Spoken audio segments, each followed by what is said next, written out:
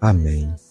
Vinde, Espírito Santo, enchei os corações dos vossos fiéis e acendei neles o fogo do vosso amor.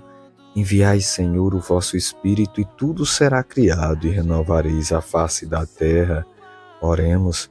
Ó Deus, que instruíste os corações dos vossos fiéis, com a luz do Espírito Santo, fazeis que apreciemos retamente todas as coisas, segundo o mesmo Espírito, e gozemos sempre de sua consolação. Por Cristo nosso Senhor. Amém.